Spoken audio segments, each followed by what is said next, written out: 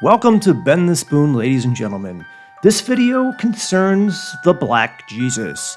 Yes, there was actually a Black Jesus. Well, according to David Wilcock, who wrote a fabulous book called The Ascension Mysteries.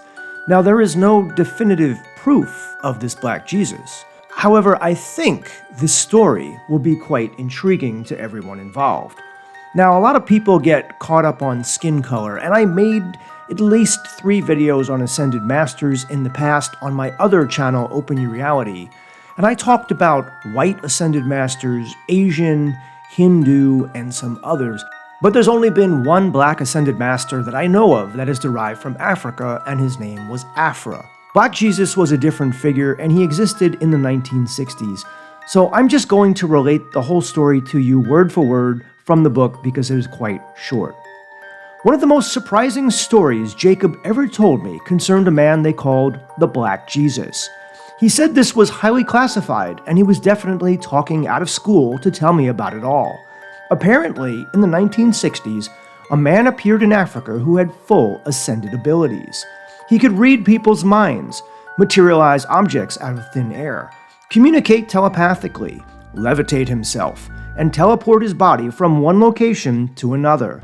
He was a spiritual teacher who emphasized love, peace, service to others, and forgiveness as the common core that unified all the great religions. The Cabal does not want anyone to develop these abilities, and if they find out that someone has them, they will hunt those people down and terminate them with prejudice. The Cabal made several attempts to assassinate this man.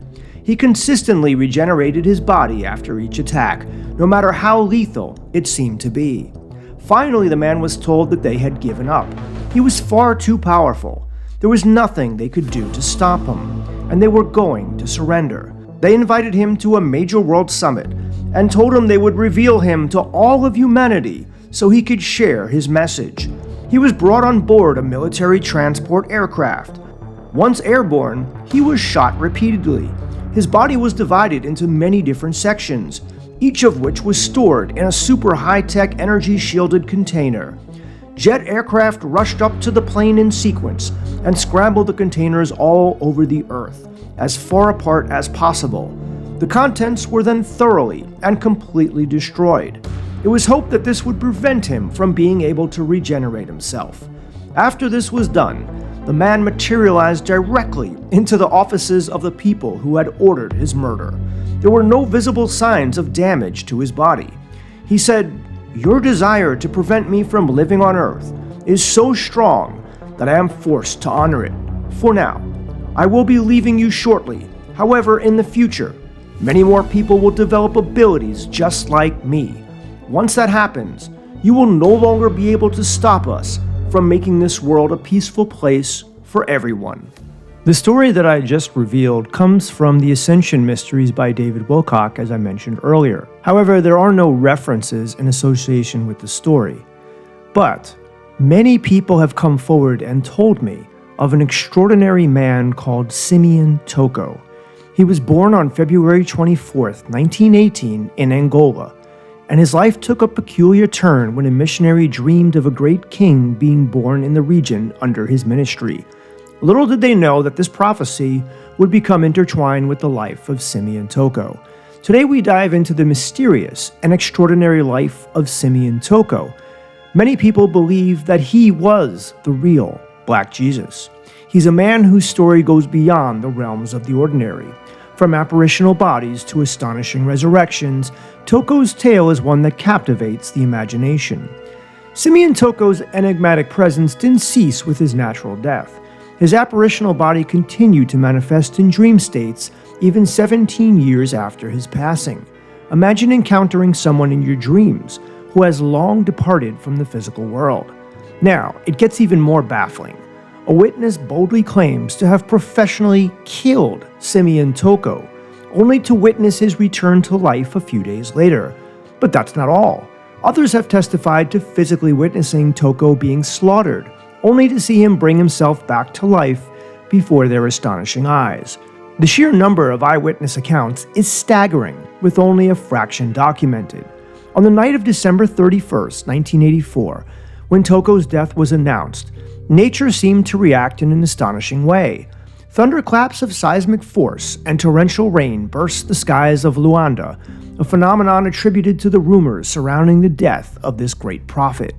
In 1949, Toco fervently prayed for the Holy Spirit to manifest in Africa, aiming to put an end to the abuses of colonial powers. The spiritual connection and his dedication to the Baptist Church in Itaga set the stage for the extraordinary events that followed. Fast forward to 1994, and we have a testimony from Pastor Adelino Kenhandi, a cook at the Kakonda agricultural compound. He witnessed Toco's body being severed by a seed sower, only for it to recompose itself. A truly remarkable event that defies conventional understanding. Simeon Toko's journey even led him to confront Pope John XXIII with a biblical quotation, confirming a note by Lucia dos Santos.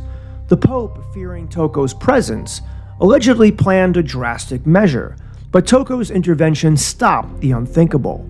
In a chilling turn of events, under orders from dictator Antonio Salazar, doctors attempted to perform an autopsy on Toco by removing his heart. The procedure left Toco seemingly lifeless, covered in warm blood. However, to the horror of the medical team, he came back to life on the operating table, questioning their actions and demanding the return of his heart. And there you have it, the astonishing and mystical journey of Simeon Toko. What do you make of these inexplicable events? Share your thoughts in the comments below, and don't forget to like and subscribe for more mind-boggling content. Was Simeon Toko the actual Black Jesus? Was he an ascended master? Was he something else? Or were these stories just completely embellished to make Simeon seem a lot bigger than he actually was? I'd like to know what you think. Of course, we can never truly know for sure, as with so many things in this world. But in the end, guys, I want to be here to put out content on Ben the Spoon. So thank you for everything. Thank you for staying until the end. I truly appreciate you. Do you believe in Black Jesus? Do you believe in Black Jesus? Or tell me, do you believe in? Give me some special powers, come back to life again and again. Black Jesus.